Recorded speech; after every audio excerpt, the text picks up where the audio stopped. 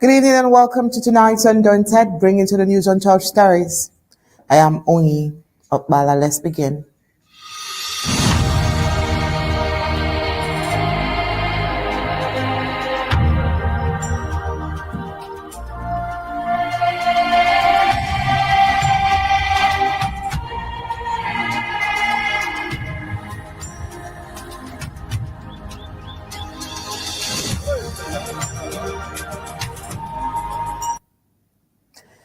In what should have been a milestone of progress and connectivity, the newly constructed 18-meter bridge in Munam, Mbengwi, has already fallen into ruin, its pillars crumbling and the structure visibly deteriorating just weeks after completion.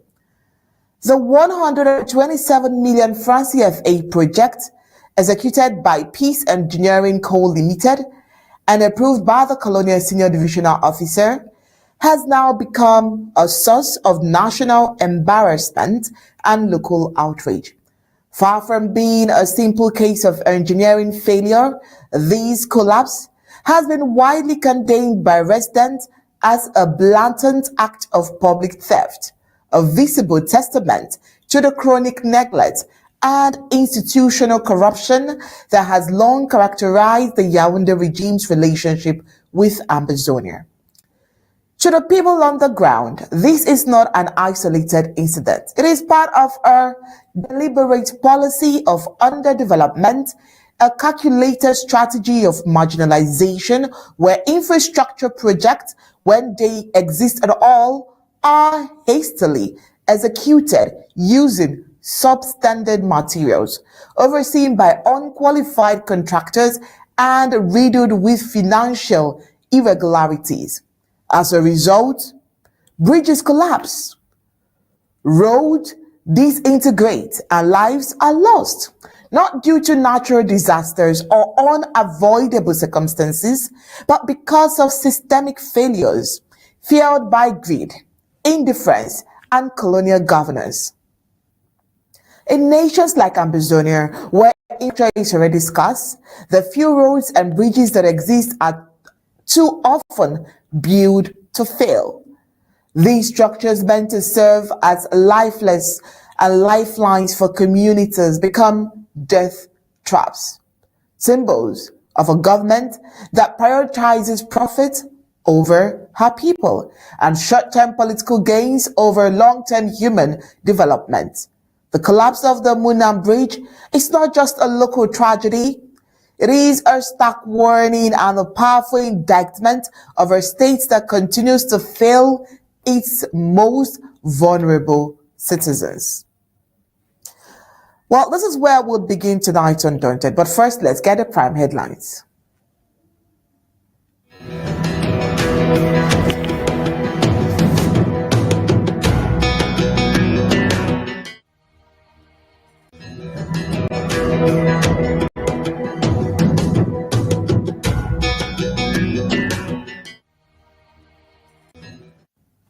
Right, today we'll start with the Monday Ghost Town, as it's been observed in all Ambazonian counties. Also tonight, we're going to look at a story from Endeley to Sako, Ambazonians honors legacy of integrity. Tonight, we'll take you to Mbengwi, where a new bridge has collapsed in Munam. Tonight, we'll take a look at the neighboring La Republic de Cameroon, where Yaoundé's ID card system torments Ambazonians amidst the war. On the African scene, Eritrean president warns Ethiopia against renewed conflict in the case of rising regional tension, while India distances itself from BRICS de-dollarization push, reaffirms commitment to US dollar in trade that is on the foreign scene.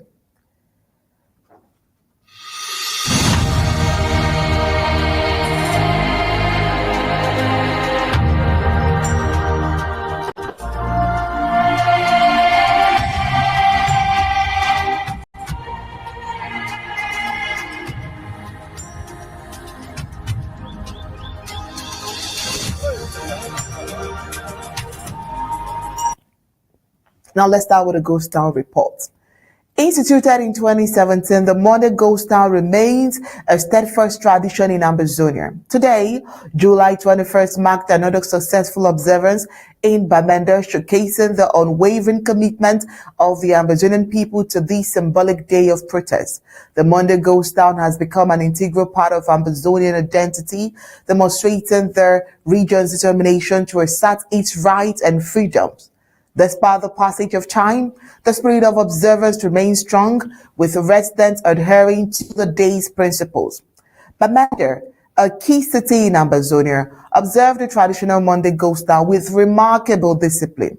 Streets were empty, markets were closed, and the city's usual bustle was replaced with an airy calm.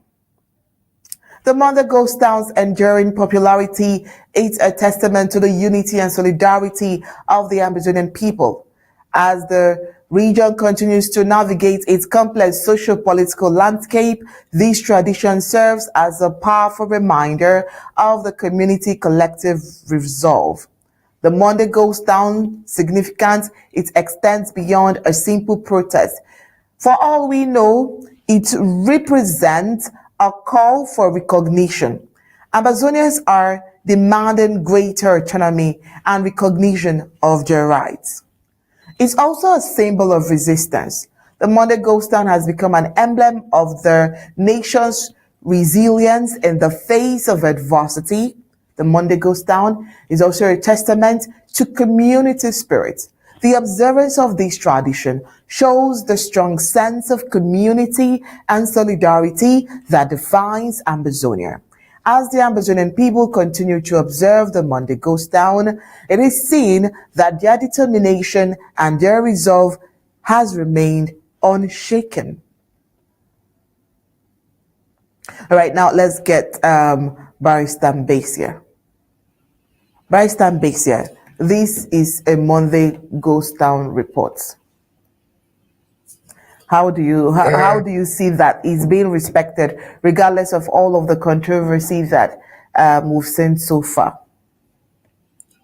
Well, for the doubting Thomases, it can be agreed right now by everybody that respecting Monday Ghost Towns is the order of the day.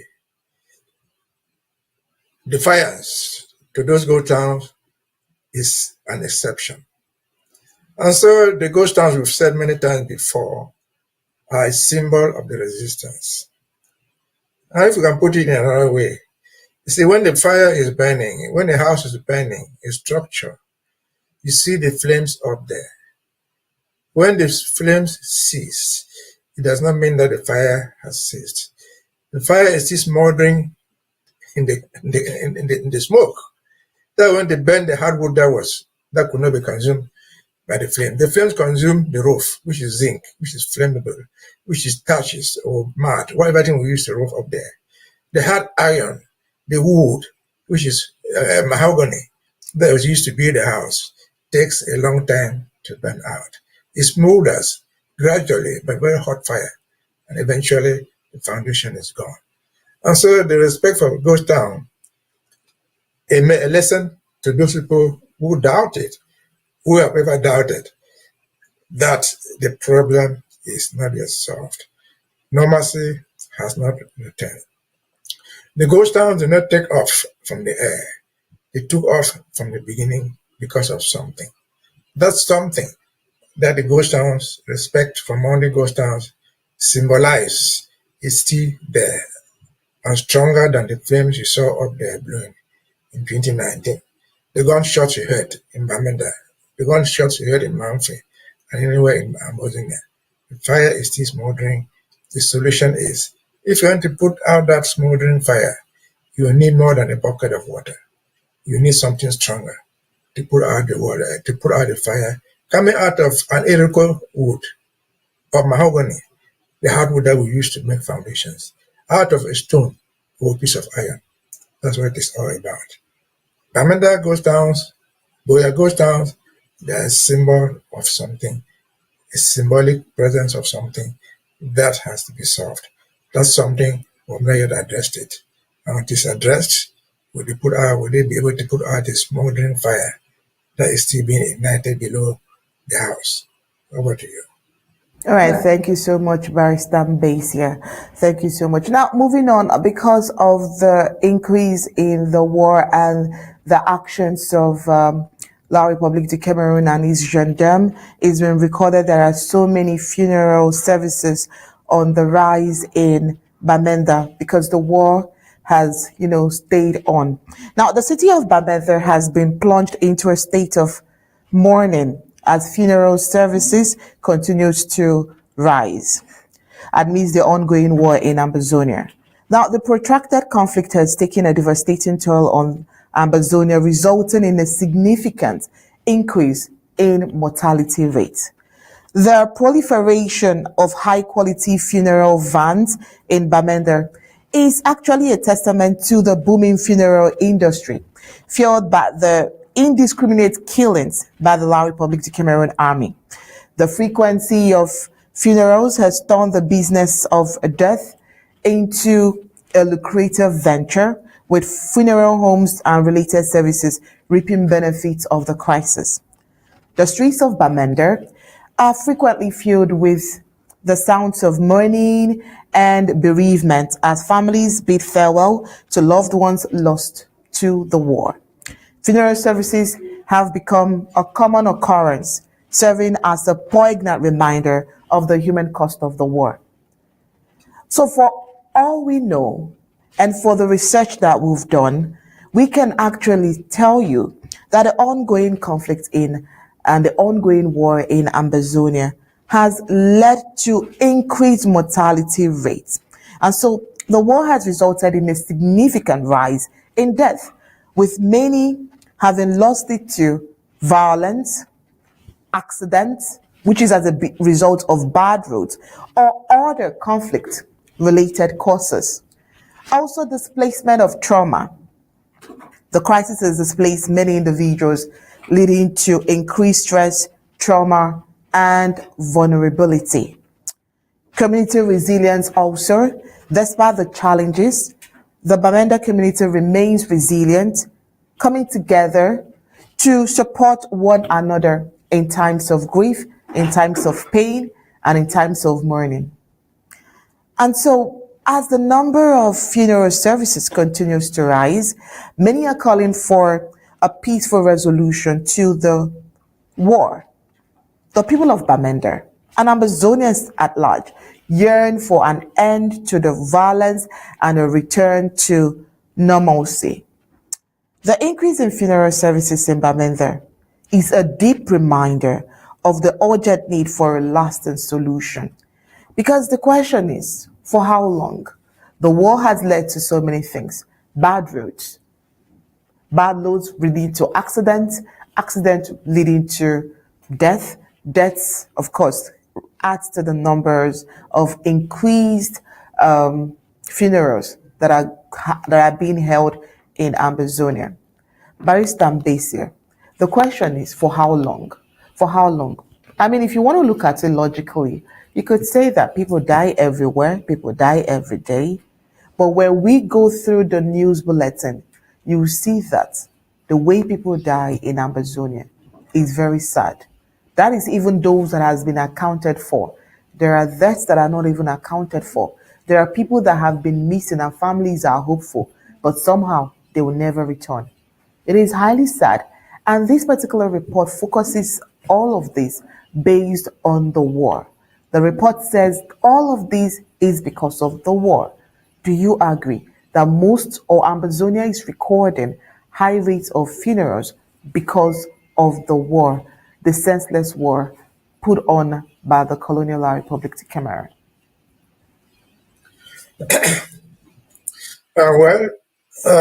There's no doubt. If there's anybody who doubts that all these deaths, 90% of them are attributed to the war. And that person was living in a different part of the world. You see, when we talk of death as a result of war, there are 2 types or 3 types of such deaths. The people who are shot, actively shot because of gunfire, they are killed directly. He fell of a bullet. That is death because weapons are in the streets. That is death because somebody shot you, premature death. But only very few people even die from that aspect of that. The majority of people who even die are victims of war. Just imagine somebody who moves from a village in Batibo or a village in Kwakwa or somewhere in Kambe out of their normal habitat and runs to Bamenda or to Boya or to Kumba to live where they have never lived, in conditions under which nobody should even live. They die because of war. Just imagine for a moment that they even had clinics or what they call hospitals, health centers. Those places are overwhelmed and people will die as a result of all that. And so the funeral services will multiply as long as the war continues. But what is war? Not only human beings die. The pictures you have shown us there tell the whole story. You see those funeral vehicles parked there. If you can screen the pictures again, that will be useful to us in this analysis. You see a line of expensive cars parked there, prepared to carry the dead. Because you don't go into that car until you're a dead person. Those are expensive cars. But see where those cars are parked. The story is enough. The background where they are parked, that's the street in town. So dilapidated, no gutters, nothing to be called a city. That's the cause of war. That's where they want to carry a dead body, carry me or you in an expensive car, from there to some place in Bamenda or in Boya, where people will come and drink, dance, and say they are making your funeral. The death has not even started then. The dead man is not yet dead. Because that very car, somewhere will attempt to take him to the village where he came from. He will get stuck somewhere. The journey will be taken over by a bicycle, later on a motorcycle, and finally by headload to be carried to be planted somewhere in your own village. That's the death of war. That's the death of infrastructure. That's not where we are supposed to be. Death of human beings, death of infrastructure, death of the facilities that are supposed to treat you, all speak the same story. They tell the same story while we fight. We do not get independence for death. We do not get independence to promote funeral homes. Funeral homes, they must exist, but funeral homes are there to give you a last good burial. We do not get independence for our corpses when we die to suffer the pain that the dead even suffer. Transportation by head, by bicycle, on terrible roads. That is not what a human being should go through. And so that's the bigger container. That's the bigger sense of it. Again, if you see those pictures of the funeral vehicles within there, almost all of them bear foreign numbers. They don't bear Cameroon numbers. They are imported from somewhere. Where life is doing better, they transport, they send that car home there. A very expensive car. With the hope that only the rich man will go to hire it to put my dead body there. And then the dead body will continue, will start its own journey, its own pains, its own suffering, to be finally dead. He was planted into the ground. Again, that is Bamenda, one of the most important cities that we have in Ambazonia, one of the most important cities that we have in the so-called Cameroon. That is not what we sign up to. Even the death have the right to some respect. That respect includes carrying them at least on a better road to be given the last signs of life. And so that's the reason why we fight, and we have to continue to fight. We'll belong into this, but hopefully we'll get out of it sooner than later. Over to you. All right, thank you so much, Barrister Mbeseha. Moving on, in a very special broadcast from the Voice of Ambazonia, we have another editorial today. Now, the editorial commemorated Dr. Emmanuel Mbale Lifafa Endeley, the first Prime Minister of British Southern Cameroons, highlighting his role in laying the foundation for democratic governance in Ambazonia. Praised for his integrity and visionary leadership Dr. Endeley is remembered for spearheading Southern Cameroon's transition from Enugu to Buea in 1954 and for instituting a corruption-free government grounded in public service. The broadcast drew parallels between Endeley's legacy and the contemporary leadership of President Dr. Samuel Sako, presenting him as a modern embodiment of the same principles of dignity, self-governance, and rule of law. The editorial sharply criticized current Cameroon's officials, including Joseph Dion Ngute and Paul Tassang, for ineffective and opaque governance in the conflict-affected Ambazonia. In contrast, President Sako's administration has launched a detailed national resettlement and reconstruction plan, prioritizing geospatial mapping, phased return of displaced persons, and the deployment of modular infrastructure.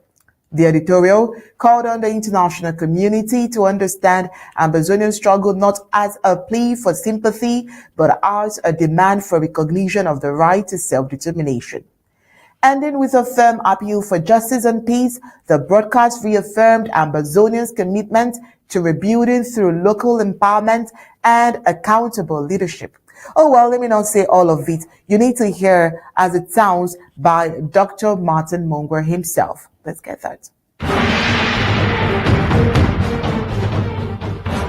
This is the voice of Ambazonia, broadcasting from the historic capital of Buea to friends of freedom across the globe. This is where we tell our truth, remember our past, and define our future. Today, our editorial is titled, Two Statesmen, One Struggle. Dr. Endeley's legacy lives in President Samuel Sako. Today, we remember a founding figure in the modern political history of West Africa, Dr. Emmanuel Endeley, the first Prime Minister of British Southern Cameroons and a key architect of Anglophone self-governance. Born in 1916 in Buea, Dr. Endeley was not only a medical doctor trained in Nigeria and the United Kingdom, but also a statesman of great foresight. In 1954, he led the newly self-governing Southern Cameroons, establishing a parliamentary system built on British democratic traditions. One of the most notable achievements of his government was the swift and dignified return from Enugu to Buea,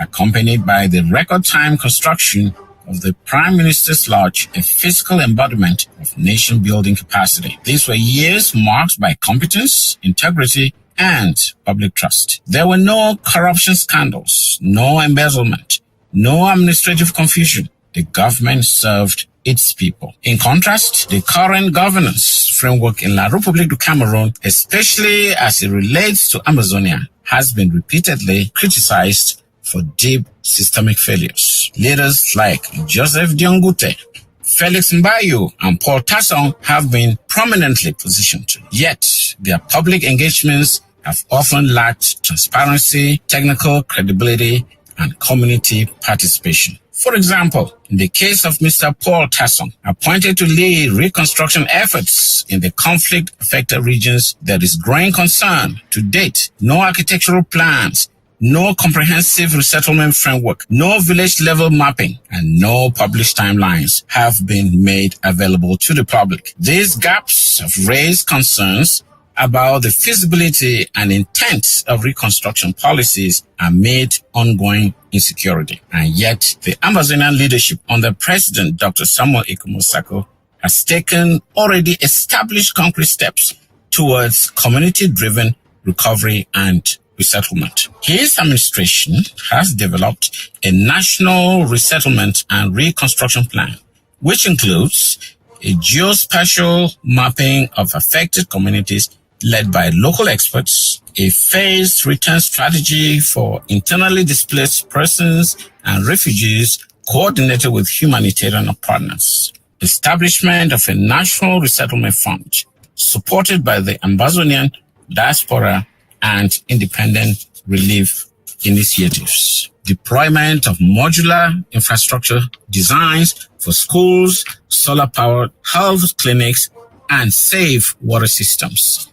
a focus on land justice, community input, and inclusive governance as the foundation for recovery. This approach reflects a long-term vision of rebuilding from the ground up, rooted in local ownership and international standards. Let us be clear. This is not about the past versus the present.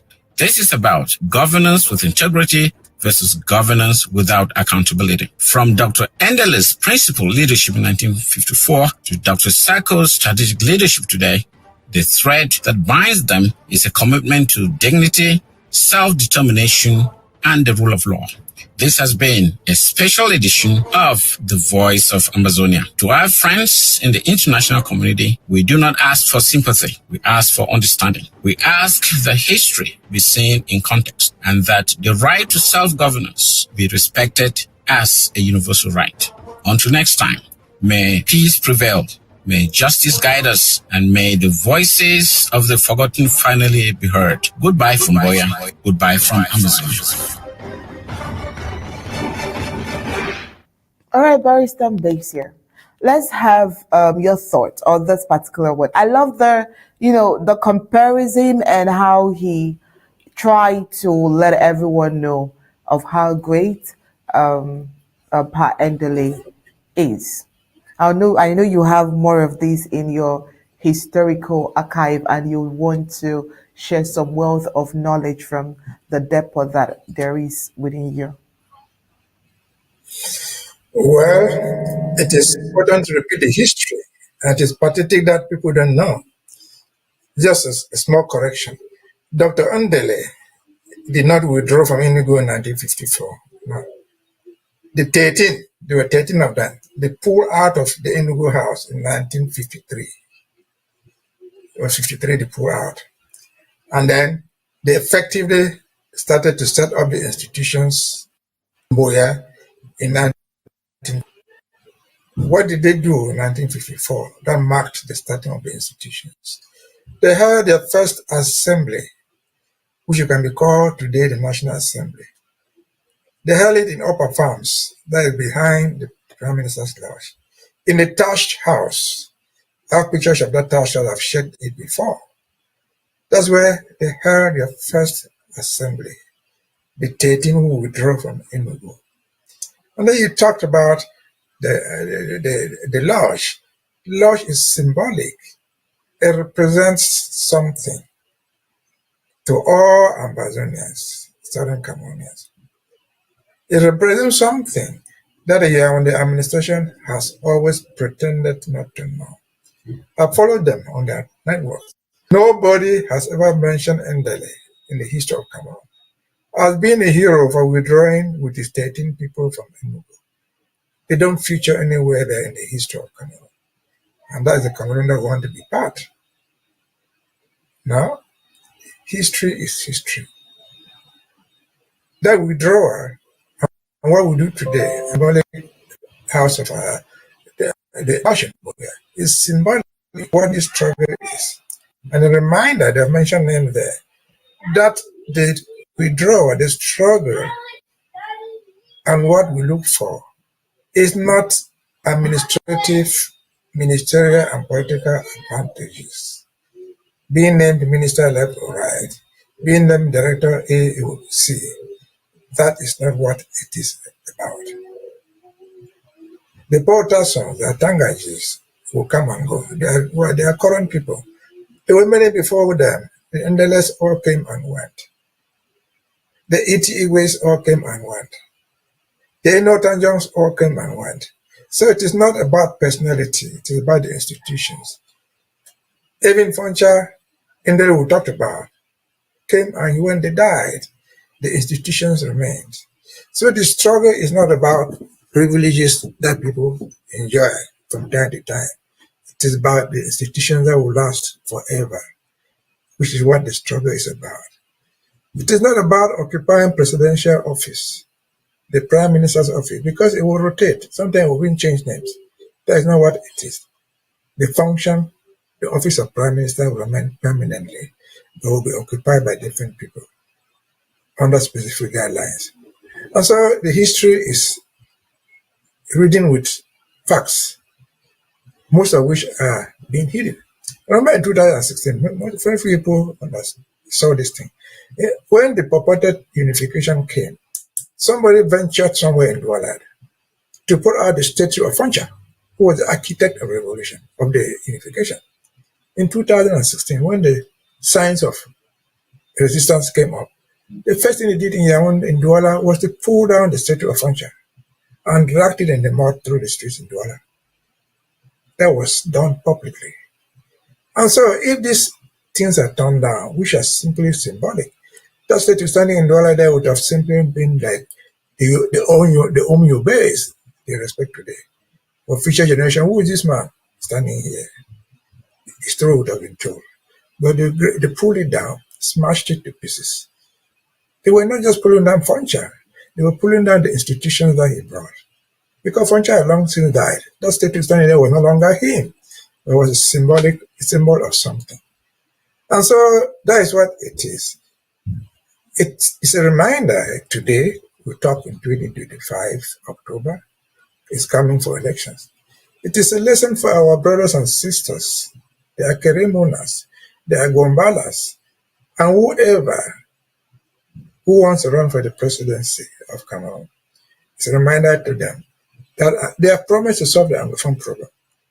From the presidency, the Anglophone problem is more than the presidency. Whoever occupies it, it is about the institutions. Which institutions will not be solved from the presidency of Cameroon? Which institutions will not be solved alone from the parliament or from the Senate, whatever political structures they have there? No, they will be solved when the two parties that agreed to join should agree to part their ways. When two people agree to marry, they sign a contract. Even if they don't sign, they want to live with the man, what they call come with stay. There comes a time when the man says, "No, I want to marry a different woman," and you leave. Or there comes a time when the woman says, "I found somebody who will marry me," and leave. That should not be a problem. Living together is a question of volunteer. It's a question of will. Once the will is no longer there, you cannot force the will by force. And so, back to Endeley. They are symbolic to us. They are all dead, but their names are not forgotten. Not just their names, the steps they took, which was symbolic, political freedom, will remain forever part of us. Over to you. Thank you so much, Barrister Mbeseha. Now, moving on to the second broadcast. It was titled the 11th Province. The Voice of Ambazonia expressed what it describes as a long-standing and silent betrayal of the Ambazonian people, rooted in cultural infiltration and political substitution. The editorial recounts how French-speaking refugees fleeing the UPC rebellion in the 1950s were welcomed and integrated into British Southern Cameroons, then a bastion of tolerance under British rule. However, it argues that many descendants of those refugees through the English-speaking gradually rose to prominence while aligning their royalty and loyalty with Yaoundé's central and centralized Francophone regime rather than with Ambazonians' aspirations. So the broadcast sharply criticizes several prominent figures such as Prime Minister Dion Joseph Ngute, diplomat Felix Mbayu, and historians like Professor Julius Ngo, accusing them of masquerading as Anglophone representatives while serving as instruments of assimilation. And so the term 11th province is used to describe this hybrid class, fluent in English, but allegedly disconnected from Ambazonian identity. It also questions Cameroon's membership in the Commonwealth, asserting it was only made possible through Ambazonians' heritage. Yet, native Ambazonians have been excluded from representing the country in the organization. This editorial called for public awareness of this political substitution, framing it as a deliberate strategy to erase Ambazonian voices from history and diplomacy. Let's hear how Martin Mungo puts it. This is the voice of Ambazonia. Good day, listeners. Today is Monday, July 21st, 2025. Today we take you into the heart of a silent betrayal, one that has reshaped the destiny of Ambazonia, not with guns or tanks, but through quiet infiltration, cultural erasure, and political substitution. This is the story of the 11th province. In the 1950s, as French Cameroon burned from the violent UPC uprising, thousands of French-speaking refugees fled west, seeking safety in British Southern Cameroon. These were men, women, and children from the Bamenda and Mbeseha heartlands, escaping French bullets, torture, and scorched villages. And Ambazonia, then still called British Southern Cameroon, welcomed them. They were housed, educated, protected, and integrated. Under British rule, Southern Cameroon stood for order, tolerance, and a strong sense of community. Refugees found a new home in Kumba, Tiko, Boya, Bamenda, and Manfe. But with this kindness came a cost we were only beginning to fully understand. Fast forward to the 1961 plebiscite. The people of Southern Cameroon were asked, join Nigeria or reunite with French Cameroon. General Frontier, with strong support, including from many of these newly integrated refugees, championed reunification. He spoke of a common German past, of brotherhood. One man saw through the illusion, Dr. E.M.L. Endeley. He warned that what they call reunification was actually assimilation, and he was right. Endeley lost. Reunification happened, and a quiet conquest began. Soon after, something subtle but dangerous occurred. The children of these refugee families, now English-speaking and living among us, started receiving scholarships, overseas opportunities, and appointments in government. On paper, they were Anglophones. In truth, their loyalty remained across the Mongol. By the 1980s, they had become Cameroon's new class of Anglophone representatives. But something was off. They celebrated promotions in Banfang, Bangante, and Chang, buried their dead in Bafoussam and Douala. And when Ambazonia cried out for justice, they remained silent, or worse, defended the regime. A new identity emerged, the 11th province, a community neither fully Anglophone nor truly Ambazonian, yet now claiming to speak for both. Names? Yes, let's name them. Prime Minister Diongute, Felix Mbayu, Cameroon's face to the Commonwealth. Professor Julius Ngo, the state's historical voice. Professor Sylvestre Kwankam, Professor Njok, the late Professor Nasser, former Minister Tomdio, the late Professor Monikoso, all fluent in English, all visible, but all linked to the structure that denies Ambazonia its voice. And beyond them, other figures like media personalities Ellie Smith and Wete Francis, and activists Cho Ayaba and Milan Atam have been accused of acting as proxies, using their platforms to mislead international audiences, deflecting attention from the root of the Ambazonian question. Let's talk about the Commonwealth. Cameroon was admitted in 1995, not because of Francophone values, but because of us, because of Ambazonia. Yet, since then, not a single native Ambazonian has been allowed to represent Cameroon in Commonwealth affairs. Only 11th province loyalists, people who wear our language like a costume, but defend Yaoundé's agenda, have stood in our place. As President Dr. Samuel Sako put it, Cameroon entered the Commonwealth wearing our clothes, but they never let us speak. They used our name and silenced our voice. Now, here's the harder truth. This is not just about people or personalities. It's about systems. It's about Paul Biya's communal liberalism.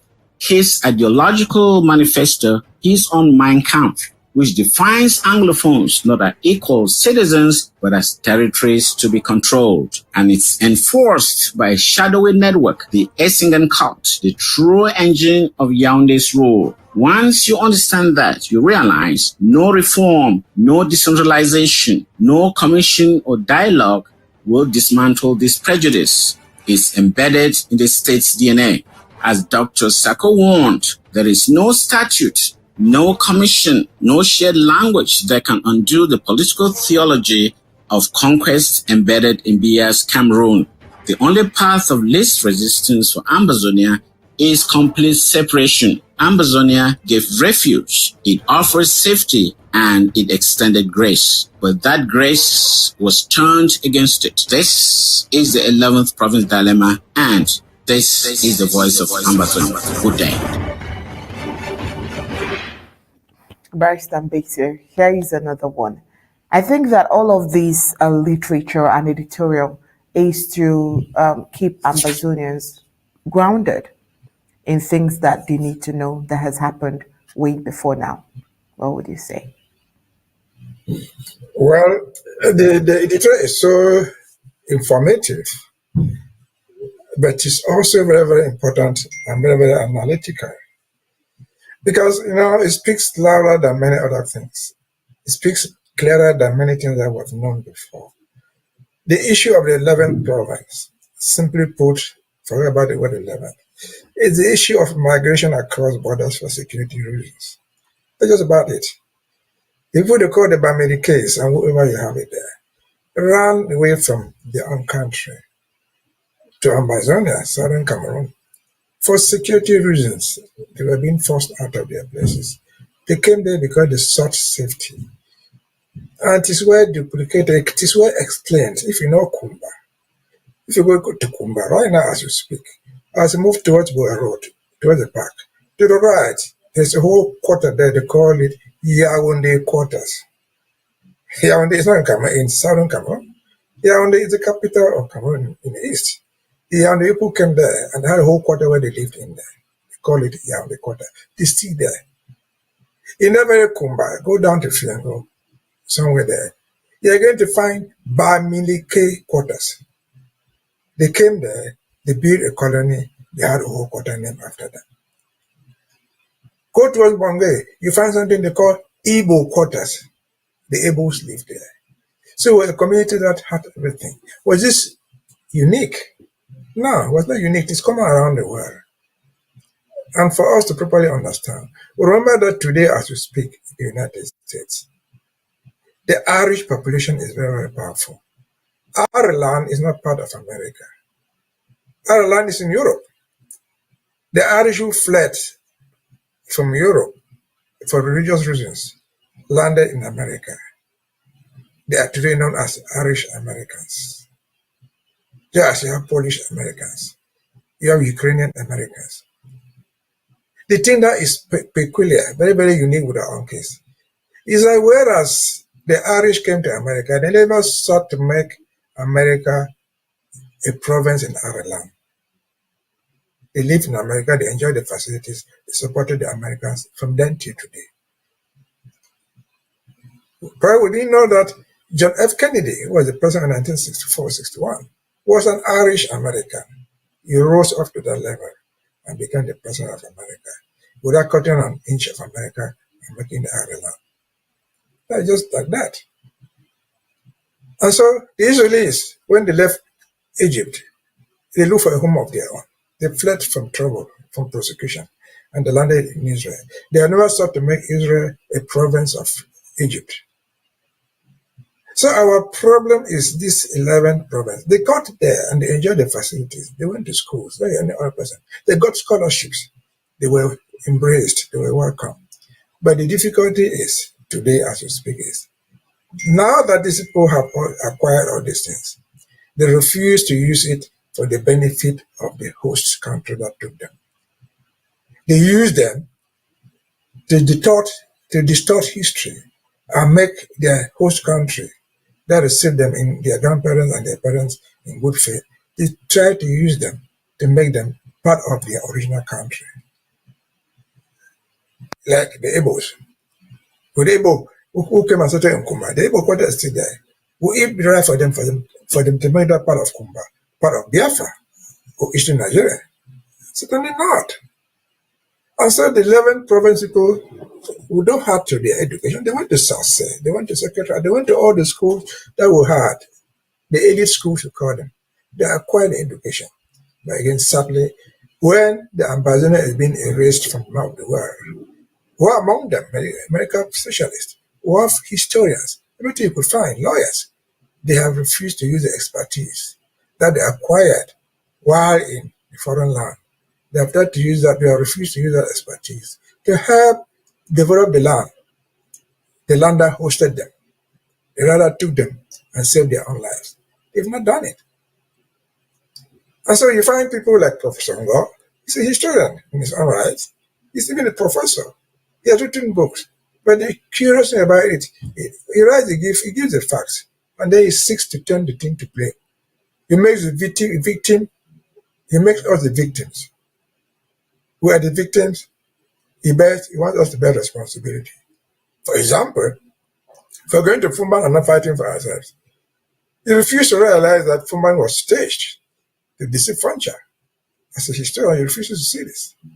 The young Gutes, who are in their own right educated people, professors, diplomats. He goes to Banjul, he's shamelessly calling us terrorists. When he knows what we're fighting for, he will leave it for a court staff, a court judge to remind him that here, before the court, terrorists don't go to court. And so there are so many of those things like that. That's the peculiar nature of our struggle. It's not an insult. Why did they become 11th province? They became 11th province because they refused to incorporate themselves into the 10th province. We were called the 10th province at the time, in the 1990s. And many people don't even know the history behind the 11th province. The history behind the 11th province actually starts strongly from 1990, when there was something in the Southwest, then we call Southern Southwest today. There was something we tried to create that was an active member of it, because Suela, Southwest Development Association, which we were trying to set up, and the people tried that they could get there. And then people say, well, you get here, but you have to take the position of a stranger, somebody just acquired the nationality of Ambazonia. Just like in America, you cannot become president unless you are born. He said, no, if you don't let us get into it, we shall create our own province, which we shall call 11th province. That's the history behind 11th province. Because these people will not recognize the fact that Ambazonians, Southern Cameroon, have received them. They were not born children of Ambazonia because their parents were not, they had migrated. And so they created the 11th province. It has matured into other things. We produce out of them the best, the Monikosos. And those people all named there, the Bijangas. Some of them even won elections. One of them won in Tico, a Basa guy. I went to parliament, and what did he do? 1990, his story said his first defense is to defend the Basas. And so this is the history of betrayal. This history of, I don't know how to describe it. But what has Southern Cameroonians done to them? Have we woken up in anger and chasing them out? No. We've just woken up in surprise, and we're trying to educate the world where we are. Bury your corpses where you want. Nobody ever refused to a lesson person to go and bury your corpse in Kumba, in Bafang, or to go and bury your corpse in Mbunda, from Bamenda. They're free to do that. We are here, we carry our corpses back home. To go and bury it in Cameroon, to go and bury it in Ambazonia, to go and bury it in Ghana. But that burial then does not make Ghana part of America. Keep to your roots, but respect the host. Respect to the man who brought up the foster child, educated you like his or hers, gave everything that you needed. The best you can do to that person is to give them the due respect. Go to their own funerals, cry them like your own parents, because they are no longer there even to drink a cup of tea from you. But don't forget that without them, you would not be there. You cannot take their compounds for years. And so that's the history behind the 11th province. That's the sad dilemma that we face. Even though them doubt what I'm saying, let them challenge us publicly to these facts, to this narrative. And so that's the 11th province. The doors are still open, but never shall Bamileke in Kumba make the Bamileke quarter in Kumba or Obata. Never shall the Igbos in Igbo quarter in Kumba make the Igbo quarter in Kumba part of Nigeria. And so never shall the Ewondo, the Yaoundé quarter people in Kumba make that parcel of land near the park, the motor park, part of Yaoundé in the name of reunification. No, enough is enough. So we say, over to you. All right, thank you so much, Barrister Mbeseha. So much for the 11th province. Well, we'll definitely see how much they can say. We'll be waiting to see if they will disagree with what you and Dr. Martins Mungwer has said.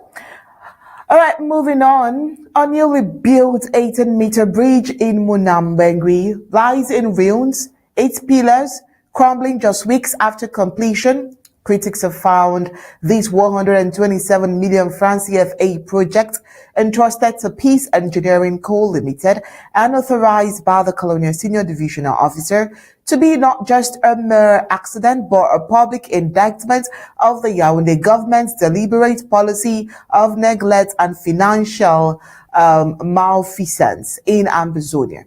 Furious, local residents have considered this a direct, undeniable act of public theft and an insult to their suffering. In Ambazonia, infrastructure failures are common. The nation faces a devastating human cost from the ongoing 8-year-long war. Over the years, the Yaoundé government has shown little or no interest in serious investments in Ambazonia. When development projects are announced and funds committed, the results are consistently poor. Communities receive substandard work that fails quickly.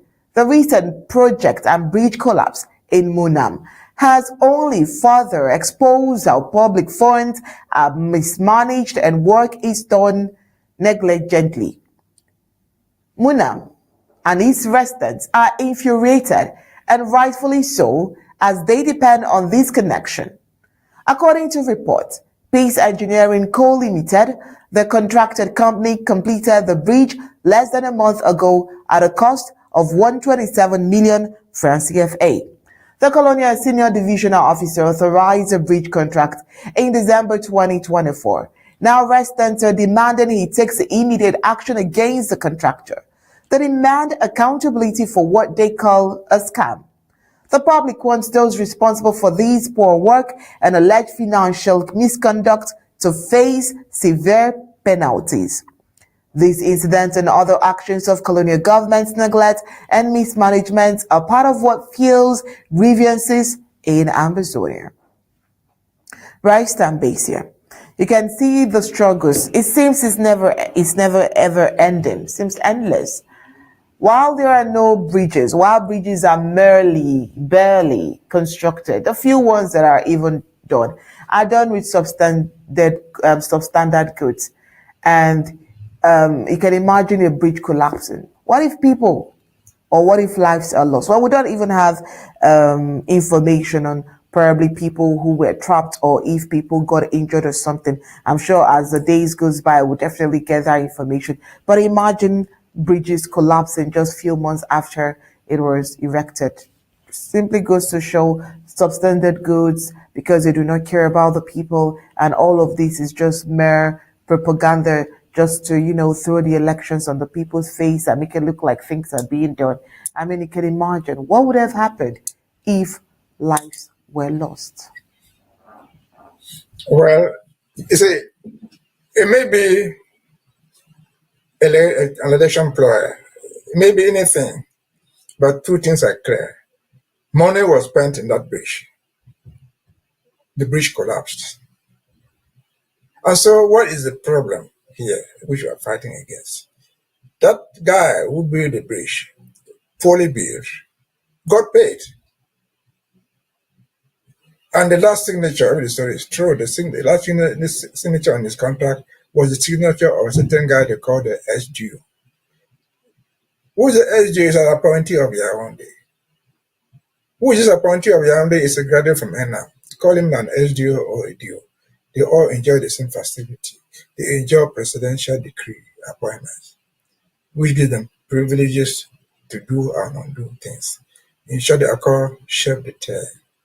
The question is, do these people who graduate from ENA and become chef d'etat, do they really have the competence to say what a good road, a good bridge is? That they sign a final document. They don't. Do they have the competence to assess whether a school build with the money they claim they're giving that guy meets the standards of a school building before they sign the last paper for this guy to take his money? They don't have. They're going to England for 6 months or 1 year, which translates in about 4 months of active learning in classroom after your normal degree. Does not make you an expert in anything. In fact, you are an expert back because you are chef d'etat. You are an expert in everything, but an expert in nothing. Yeah, the specialist in everything, but specialized in nothing. And so that is a system that we think and believe strongly should never, ever exist. Again, money was spent. Whatever the reason, whether it was for a political campaign or not, they spent the money. At least if the bridge was standing there, people will use it. People will use the road. We talked about the last segment about carrying corpses. They want to transfer your corpse or mine over that good road rather than suffer us on a bicycle. But the bridge is gone. The money is gone. What is to be shown for the work that they did? The money is taxpayers' money. So this contractor can bear responsibility. He should. But should the guy who signed this document certifying the work well done not bear biggest responsibility? He ought to. But will he ever be punished for that? No. The best thing they will do is they will promote him from there, maybe to a prophet, to a governor. Why not even a minister? In spite of his incompetence. We have seen this happen all the time. Where they transform prisoners, Atanganji, taken out of Nubel prison, I'm not the one saying it, from where he catapults and become the minister of everything in Yaoundé. A bare-faced criminal who for the first time in the history of the world goes to the Vatican during the swearing in of a pope, which is an occasion that happens only once in a lifetime, pulls out chunks of money from his pocket to give to the pope. This is criminality of extraordinary standards. But does it mean anything to Yaoundé? Absolutely nothing. The whole world cried. The whole world shouted and screamed. But what did Yaoundé do? They kept him there, promoted him instead, encouraged him by giving him more money and more power. The same will apply to that bridge, to that culvert. That does not exist. But which culvert money has been sent to rebuild? To that street where you found those standing vehicles there ready to carry corpses, where there's no gutter, where everything dead is piling there. And there's a budget to pick that from the community. What happened to it? It's stolen. Somebody is still passing there and calling himself the mayor. Whose responsibility is it to clean the street? His or yours? How did he get there? The endorsement of Yaoundé, making him an expert over everything, and he's an expert in nothing. And so that is the plight of the Ambazonia. That's the plight of a civilized people. Those are the sing songs, the eulogies of Ambazonians. Should we be allowed to continue to weep and weep forever? We may, but at least in our own country fashion, when you are weeping, Kradai Day House, even passers-by come to help you. Bury the dead. Join you at least in the cry. And so that is our hope, that is our cry. We have gone through this too long. We have been imprisoned for too long, for not just reason. We have been silenced forever under the watchful eyes of the United Nations, under the watchful eyes of the Americans, the British, and those who have benefited from us, who claim to have created independent by journey. No, again, as I said in the last segment, enough is enough. Over to you. All right, thank you so much, Barrister Mbeseha.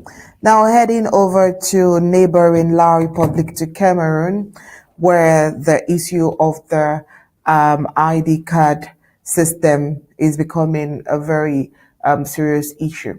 So we got information that since its launch, the launch of the ID card, La Republic to Cameroon National Identity Card System has generated a torrent of complaints from citizens across Ambazonia.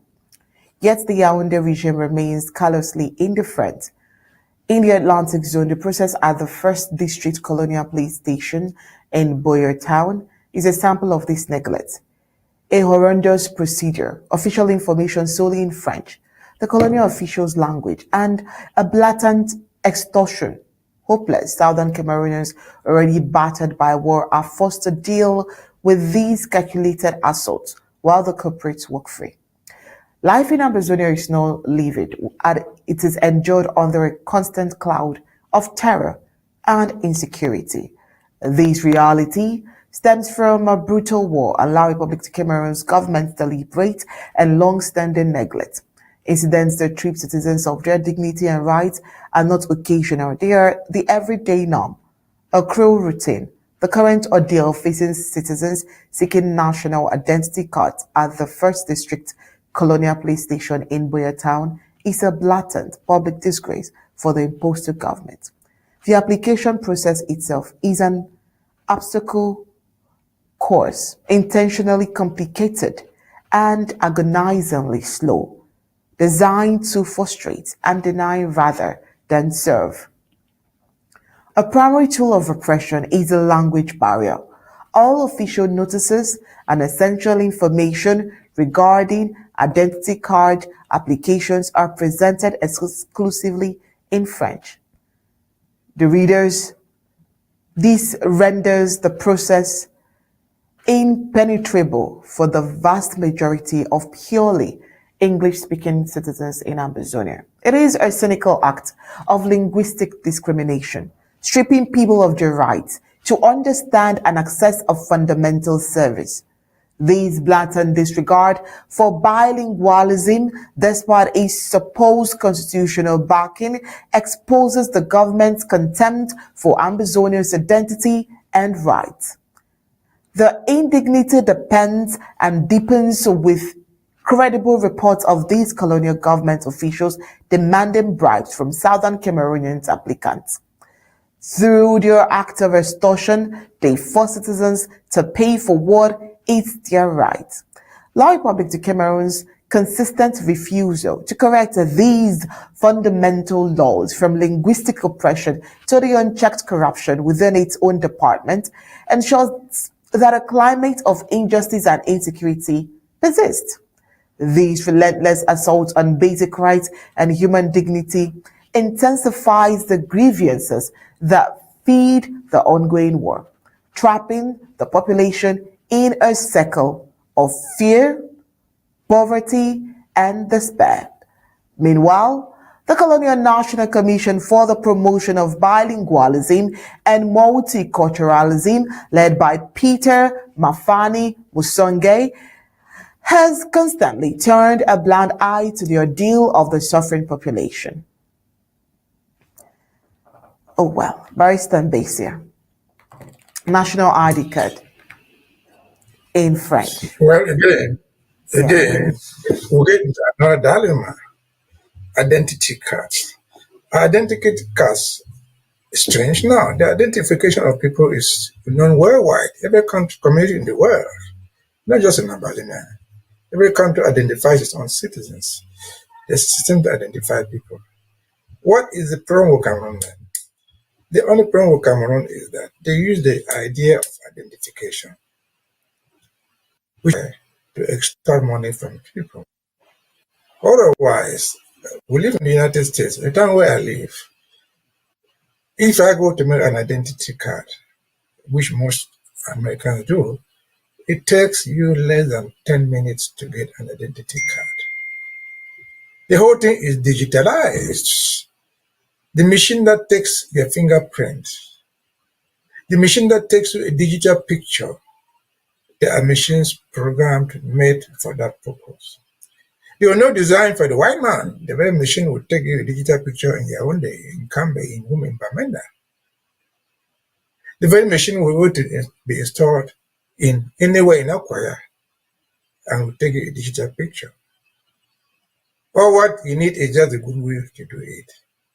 Buy the machine, install them there. Everybody who needs an identity card will get it within minutes, not weeks. But they will not do this. Is it because they don't know how to do it? No, they know how to do it. Those who are running this are very, very intelligent. It's because they don't want to do it. They want to use it as a tool, as a method to extort money from people. Where every single policeman can mount a blockade on the road and ask for identity card. If you don't have one, they give you 1,000 francs or whatever amount they ask from you. It's a system set up to steal, to extort from where they did not deserve. And so again, this is the big, big problem. Identify people if you want, but make the identification simple.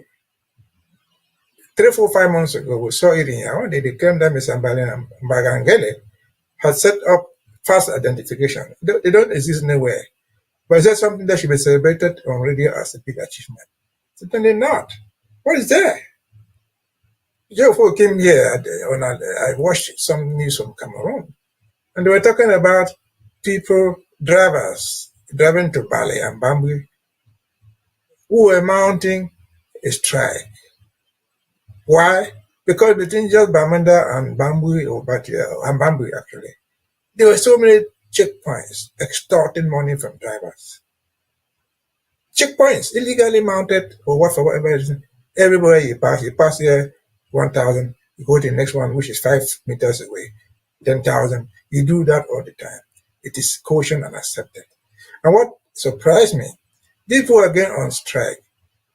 Some people pop up and say they are their leaders, that they should have come to tell them their problem. Who is a good driver who lives in Bamenda and doesn't know there's the illegal checkpoints between Bamenda and Mbengwi? Well, they are so blind. But if you were to be so blind, you are the leader of those drivers. You don't see it. You should have told you to go and address it where? To the same people who set up those things. Does the police commissioner in Bamenda know those places are mounted there? Does the governor himself not know it? If his wife is going to Mbengwi or his children, would they not pass through the same checkpoints? No, they will let them pass without pay because their children or wives are big people. So this is a shame. And again, they end up somewhere, just like in the last segment. Why didn't you come and tell us? You should come and complain to me.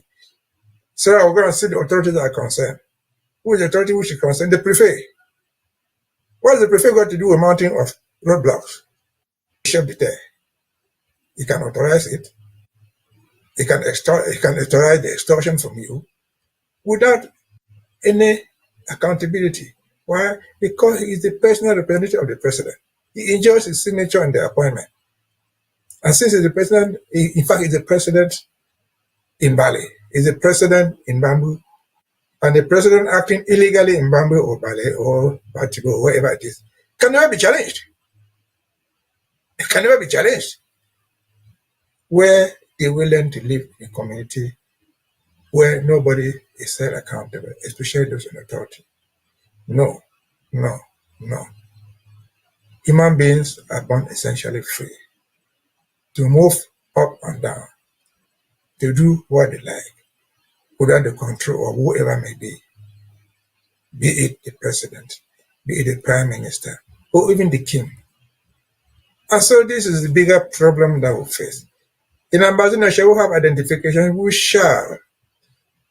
But our identification process shall be streamed fast, shall be clear, shall be understandable. That's all you fight about. Again, to remind ourselves, we are fighting about institutions restoration. Institutions come with value. If our institution must allow a police force, it would, the police force will be held accountable. If our institutions will own an army, the army must be the army that defends the people and the army that shoots people. If our institutions will look for political leadership, mayors, councillors, office holders, prime ministers, Those people must be accountable to the people. Those are the institutions we're fighting to put back. And for that reason, there's no end to the fight until they are restored. Over to you. All right, thank you so much, Barrister Mbeseha. It's been an hour with you here, and I must commend how you put together all of these analyses, and I'm sure that Ambazonians are learning, and they will definitely understand why you usually take out time every day to do all of this. Nothing but pure love for Ambazonia. At this point, we would let you go because we do hope that tomorrow would come with more reports and definitely seek your wealth of knowledge again.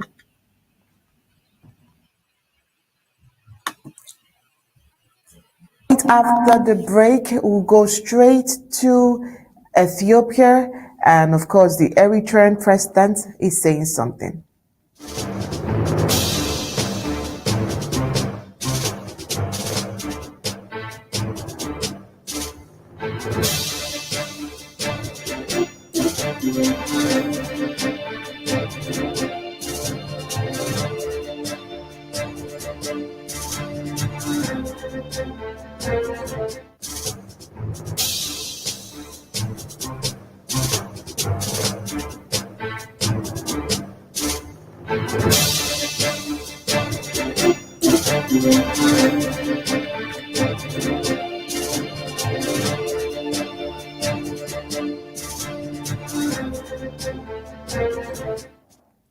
Eritrean President Isaias Afwerki has issued a stark warning to neighboring Ethiopia, cautioning them against any moves that could trigger a renewed conflict as tensions in the Horn of Africa continue to rise. The warning comes amid growing concern in Asmara over Ethiopia's increasing efforts to secure direct access to a seaport, a long-standing strategic objective for the landlocked East African powerhouse.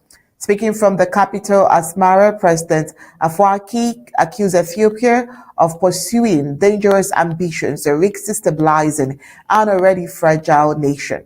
While he did not directly accuse Addis Ababa of hostile action, the Eritrean leader emphasized that any encroachment on Eritrean sovereignty might be met with firm resistance. The lessons of history must not be forgotten, Afwerki stated. Attempts to shift the balance through coercion or force will lead to disastrous consequences for the nation. The uneasy relationship between Eritrea and Ethiopia dates back to Eritrea's independence in 1993 following a 30-year war of secession. The two countries then fought a bloody border war from 1998 to 2000, resulting in tens of thousands of casualties. Although a peace agreement was signed in 2018, earning Ethiopia Prime Minister Abiy Ahmed a Nobel Peace Prize, deep mistrust remains exacerbated by nations' rivalry and competing geopolitical interests. The latest flashpoint appears to be Ethiopia's revived ambition to secure a maritime outlet since losing its Red Sea access after Eritrea's independence. Ethiopia has depended on ports in neighboring Djibouti and Sudan to facilitate trade. However, recent high-profile statements from Ethiopian officials suggest Addis Ababa may be seeking more permanent or even sovereign access to a port, a possibility Eritrea views with suspicion. Eritrean officials have interpreted Ethiopia's move as a veiled threat to their territorial integrity. State media in Asmara have called on the international community to remain vigilant and to present what they describe as neo-imperial designs in their nation.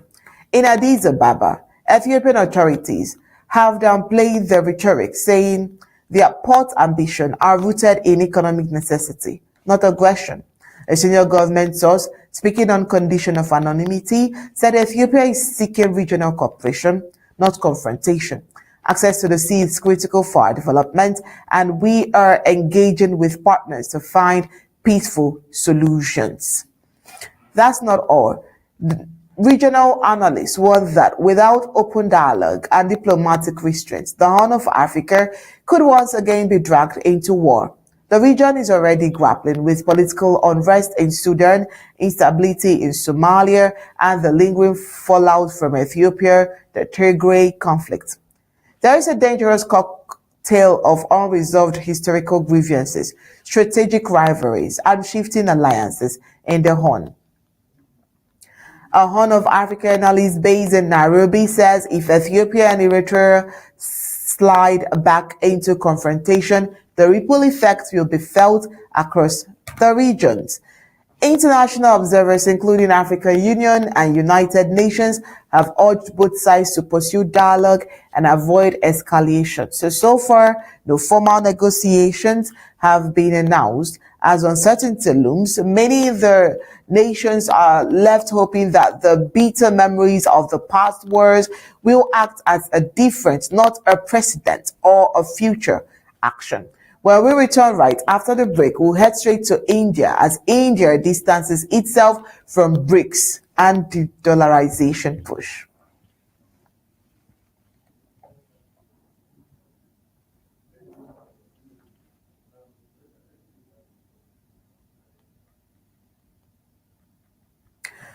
All right, on the global scene, it is clear signal of its independent economic strategy. India on Thursday reaffirmed its commitment to the US dollar for international trade and cross-border transaction, distancing itself from the broader BRICS initiatives to reduce reliance on the African currency. Well, that's not all. The statement comes just days after the conclusion of the 17th BRICS summit held in Brazil, where leaders of the five-member bloc, Brazil, Russia, India, China, and South Africa, engaged in a wide-ranging discussion on economic cooperation, including renewed proposal for a shared BRICS currency and expanded the use of local currencies in trade. Despite growing momentum within the bloc, particularly driven by Russia and China, to promote a multipolar financial system and reduce dependence on the US dollar, Indian officials made it clear that New Delhi does not currently support a collective de-dollarization effort. For now, the US dollar remains central to India's global trade and financial transaction. A senior Indian official said, speaking on condition of anonymity, while we are open to exploring bilateral trade in local currencies where practical, we are not aligned with the idea of moving away from the dollar as a primary medium. The decision reflects India's pragmatic approach to global economic engagement, with the dollar still serving as the world's dominant reserve currency. Indian policymakers remain cautious about disrupting established financial system, particularly given the country's deep integration into the global markets. India's stance may also be shaped by geopolitical consideration as it seeks to maintain balanced relations with both Western powers and global South partners. Analysts suggest that while India is supportive of strengthening BRICS as a multilateral platform, it is unlikely to back initiatives that may appear to challenge the current global financial order outright. Meanwhile, other BRICS members have been vocal about the need to develop alternative payment systems and reduce vulnerability to Western sanctions. Russia, in particular, has accelerated efforts to trade in rubles and yuan amid sanctions tied to its ongoing war in Ukraine. Despite divergent views within the bloc, BRICS remain reaffirmed that their commitment to closer financial cooperation and agree to further study the feasibility of a common settlement platform in local currencies. And so as this global economic landscape continues to shift, India's firm stance underscores its priority to safeguard national economic interests while navigating the complex dynamics of the evolving national and international order. And that's all we have for you on tonight on Undaunted. But before we go, let's take a look at the major stories.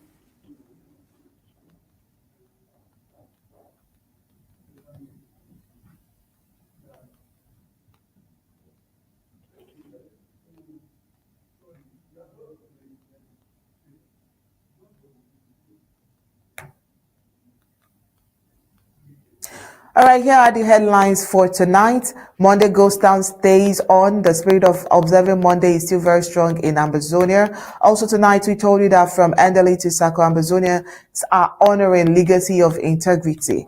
Also tonight, new bridge collapses in Munam, Mbengwi weeks after completion. Yaounde's ID card system torments Ambazonians amidst the war. All the Africans saying we told you the Eritrean president wants Ethiopia against renewed conflict and rising regional tension.